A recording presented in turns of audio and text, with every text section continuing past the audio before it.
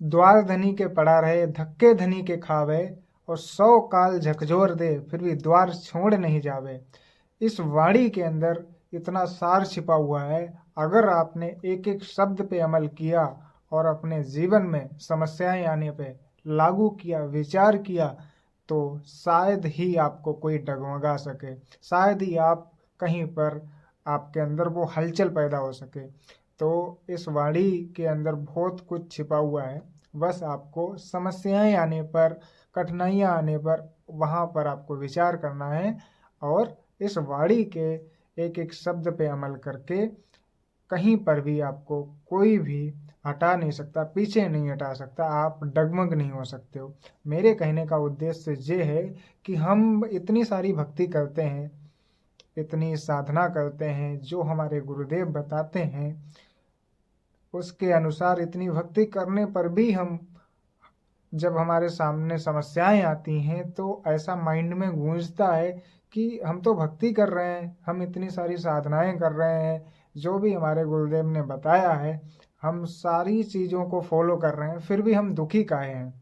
हम परेशान काहे हैं, हमारे जीवन में ही समस्याएं क्यों आ रही हैं, इसका क्या उद्देश्य है और इसका क्या रीज़न है। तो इस दोहे के माध्यम से आप समझ सकते हो कि लाख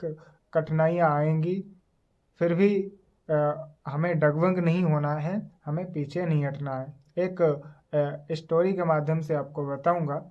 आपको समझ आएगा और अच्छे तरीके से आप इस पे अमल कर सकते हैं, समझ सकते हैं मैं क्या कहना चाहता हूँ और आपको क्या समझाना चाहता हूँ। तो बात करते हैं, जैसे कि सर्दी का मौसम होता है, तो आपने एक बनियान पहन रखी है, ठीक है। बनियान पहन रखी है तो आपको कितनी सर्दी लगेगी?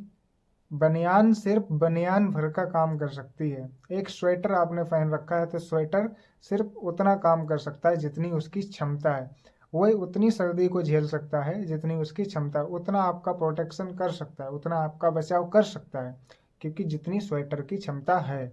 और सर्दी ज़्यादा पड़ रही है और आप ठुठुर रहे हो,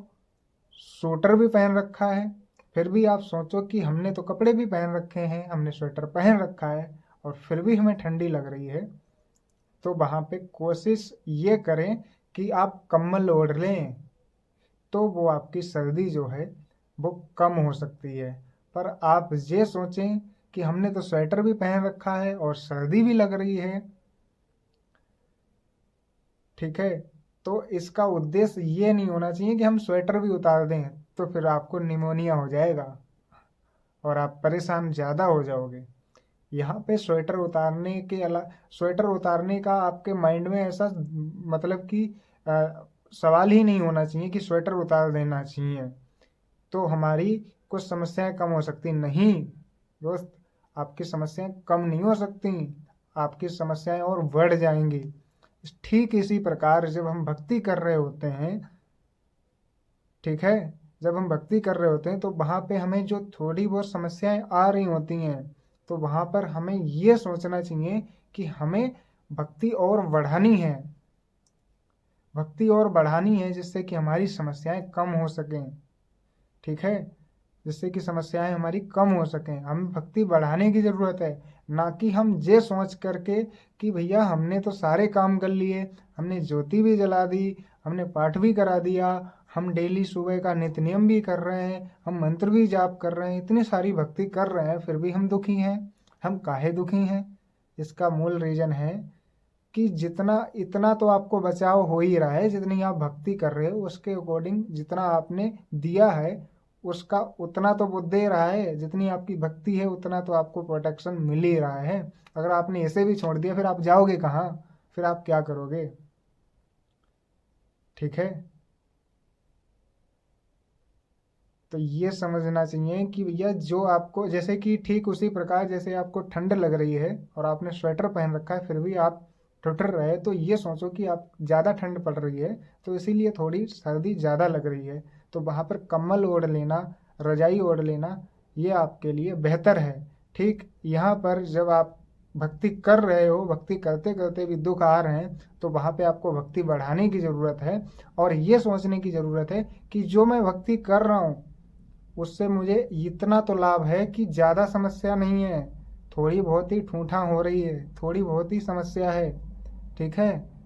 कम से कम अगर मैंने इस भक्ति को छोड़ दिया तो मैं तो बिल्कुल परेशान हो जाऊंगा, मेरे पास तो कोई साधन ही नहीं रहेगा। आपके माइंड में ये विचार आना चाहिए कि मैं अगर मैंने भक्ति छोड़ दी तो फिर मैं जाऊंगा कहाँ,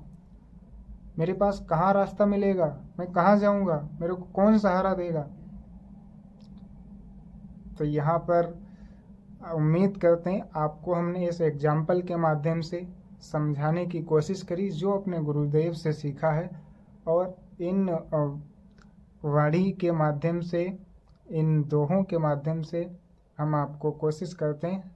आप बेहतर तरीके से अपने गुरुदेव पे और विश्वास करके भक्ति करो और विचार करो, और उन पर कभी भी संदेह ना करो, क्योंकि अगर आपने संदेह किया, आपके अंदर क्वेश्चन मार्क बना रहा, तो फिर आप आगे नहीं बढ़ सकते हो, आपकी भक्ति प्रबल नहीं हो सकती है और आप कहीं ना कहीं पीछे ही रह जाओगे। तो आपको संदेह नहीं करना है, निसंदेह भक्ति करनी है और ज़्यादा भक्ति को बढ़ाना है और ज़्यादा भक्ति करनी है, क्योंकि भक्ति ही छोड़ दोगे फिर रहोगे किस बात के, कहाँ के रहोगे, कहाँ जाओगे, कौन सहारा देगा। कहते हैं कि यहाँ से भी जो हारा कहाँ जाऊँगा सरकार, ठीक है। तो यहाँ से हारने के बाद आपको कहीं सहारा मिलने वाला है नहीं। परमात्मा से हमेशा एक इतनी प्रार्थना करनी चाहिए कि मालिक हमें इतना ज़रूर देना कि हम आपका नाम लेते रहें, हम आपकी भक्ति करते रहें, और इतना सुखी भी मत करना कि हम आपका नाम ही भूल जाएं। तो इतना दुख ज़रूर हमें देना,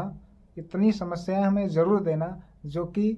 हम आपका नाम रटते रहें, हम आपका किसी भी तरीके से नाम ना भूल जाएं, हमें आपका नाम ना भूलें, क्योंकि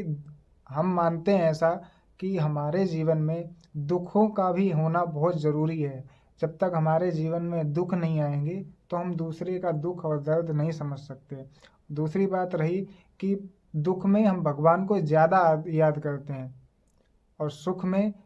हम कई बार ऐसा होता है कि हम भूल जाते हैं, हमें अभिमान हो जाता है। तो थोड़ा बहुत अगर दुख आ रहा है तो कोई दिक्कत नहीं, आने दीजिएगा, जिससे कि हमें पल पल परमात्मा का नाम याद आएगा, पल पल नाम हमें याद आएगा परमात्मा का, जिससे कि हम और ज़्यादा परमात्मा में विश्वास जमा पाएंगे और ज़्यादा परमात्मा का नाम लेंगे, भगवान का नाम लेंगे। तो सत साहेब जयबंदी छोड़ की वर्तमान समय में सतगुरु रामपाल जी भगवान जी ही मात्र ऐसे संत हैं। सतगुरु जगत गुरु तत्वदर्शी संत रामपाल जी महाराज ही एकमात्र ऐसे संत हैं जिनकी शरण में आकर के उनसे गुरु दीक्षा लेकर के अपना कल्याण कराएं और सद्भक्ति से उनके बताए गए मार्ग पे हमें चलना है और सद्भक्ति करनी है, और अपना जन्म मरण का जो कष्ट है, जो सबसे बड़ा कष्ट है जन्म मरण का, उससे हमें निपटना है, उससे हमें पार जाना है और हमें अपने निज धाम सतलोक जाना है। तो जय बंदी छोड़ की सतगुरु रामपाल जी महाराज जी की जय है। उम्मीद करते हैं आज के वीडियो से आपने कुछ सीखा ज़रूर होगा और आगे से आप ऐसी गलती नहीं करेंगे। अपने गुरु जी पे पूर्ण विश्वास से, सद्भक्ति से उनकी और ज़्यादा भक्ति करने की कोशिश करेंगे। जय बंदी छोड़ की सत साहेब।